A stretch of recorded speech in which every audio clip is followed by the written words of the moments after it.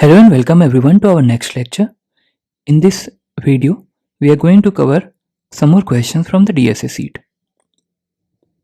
So as we can see, we have already completed 6 questions till now. Moving further, our next question is move all the negative elements to the beginning and positive elements to the constant extra space. With the constant extra space, okay. So what we need to do is we have to sort the not sort the array, we have to move all the negative elements to the beginning and all the positive elements at the end. It's kind of sorting on the basis of sign of the integer. So we can see here in the example minus 12, 11, 13, minus 5, 6, minus 7 and so on. Once it is sorted, the function has run, all the negative elements has come to the left and then the positive elements are to the right of it. So let us see what is the approach that we are going to take here. Say for example minus 12, 11, minus 13, minus 5, 6, minus 7. So this is our example. Now take two pointers. First pointer will point here and second pointer will be pointing here. Name this as runner and the bottom one as changer. So what these pointers are going to do, the runner pointer will iterate over the whole loop, whole array, and the changer function will keep on changing the values.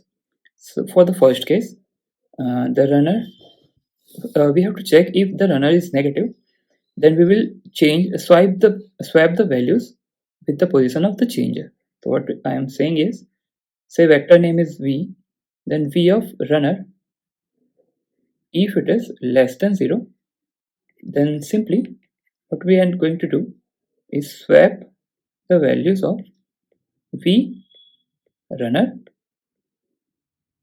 and v of changer. Now once we do that, the value of changer for the first case, it has become minus 12 and runner has become minus 12. So the changer and runner, as the runner is negative, the value is less than changer, less than 0. So we are going to swap the values. Runner and changer both are pointing to the same value of minus 12. So there won't be any change. We will now the runner will iterate forward.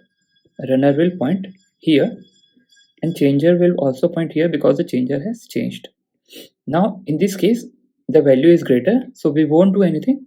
We will only increase the runner to point at the next value, but the changer will still be there itself.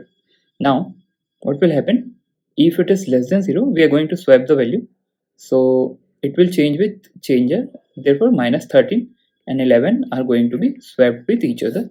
The array will look like minus 12, 11, sorry, minus 12, minus 13, 11, minus 5, 6 and minus 7.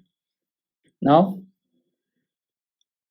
the pointers are the changer has also, now in this case as we have swapped, changer will also increase, go to the next value, and runner will also go to the next value. So the runner is now pointing at minus 5 and changer is at 11. Again this condition is valid, v runner is less than 0, it is minus 5, so it will get swapped. So this is what we are going to follow here. Let us start our VS Code.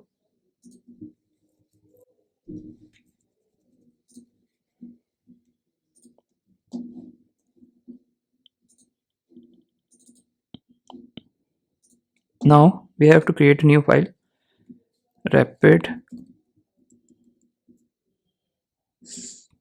negative swaps.cpp. Okay, so we have created a new file. We have already created a template, so this template will be copied. Now what we're going to do, we have to define a vector of integer v is equal to, let's it be some value, minus 12, 11, minus 13, minus 5, 6 and minus 7. So now this is going to be our test case. Now we need to write the function that will take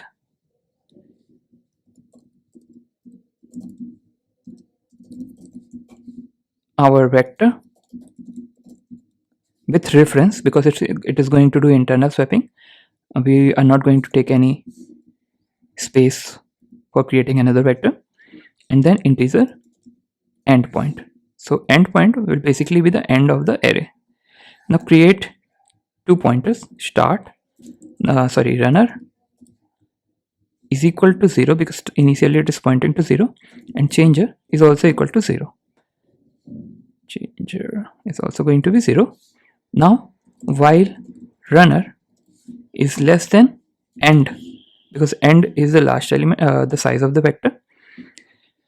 While the runner is less than end, what we are going to do, we are going to check if our vector runner is less than 0. In that case, we are going to swap the value of v of runner with the value of v of changer. So now v of runner has changed to v of changer. What we need to do, because only in this case the changer will get increment once swapping is done, else in other cases changer will not move forward, but runner will have to move forward every time in every case, even if the condition is less than 0, even if the position value is less than 0 or not. So we will have to make it outside the if condition, because in both the cases we are going to increment the runner. Now we will simply return nothing. Let us test that our function is giving correct value or not. So we will call v with size of endpoint is going to be the v of size for auto x in v. Now as the function will run above, we will print all the values.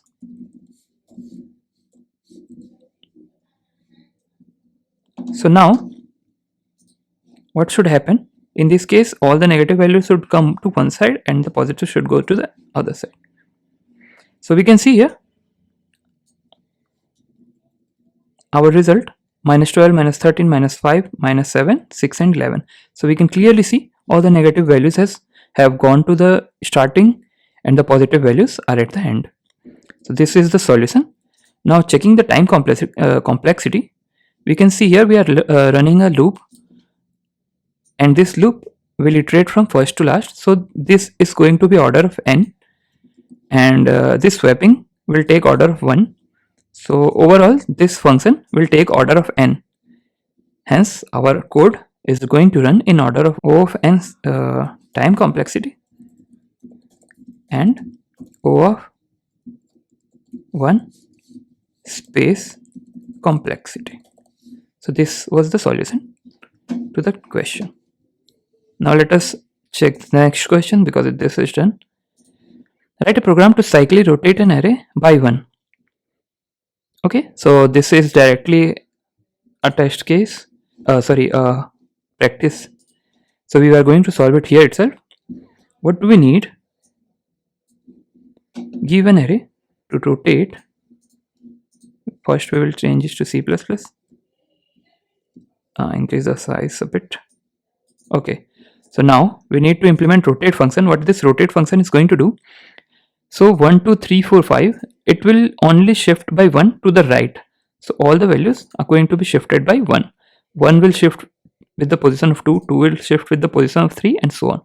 Here we can see we do not need to do it on the sheets. We will do it manually here, shifting 1, 2, 3 and 4 and so on. We can see here the last value. If we change it, replace it, if we put 1 in this place, then 2 in this place and so on, the last value is going to be dissolved. So for that, what we are going to do, we will iterate backwards. Int I is equal to n minus 1, I greater than equal to 0, I minus minus. We will iterate in backward direction, and we will also store the last value in our temporary vector. So we are going to save the last value in the temporary variable. So ARR of n minus 1 is going to be saved here. Now, once we go in the backward direction, what we are going to do? We are only going till the index number 1. From last index till index number 1, we are not going to touch the last index, the first index. So what will we do? We will replace array of I is equal to array of I minus 1. So what we are doing is first we are replacing 5 with 4, then we go here, we are replacing 4 with 3, then with 2, then with 1. But this value we will change at the last, because the last value we have stored in a temporary value.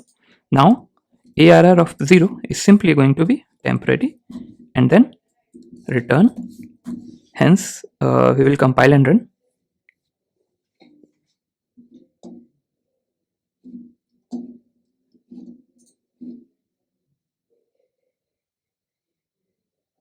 So we have seen the solution has been done.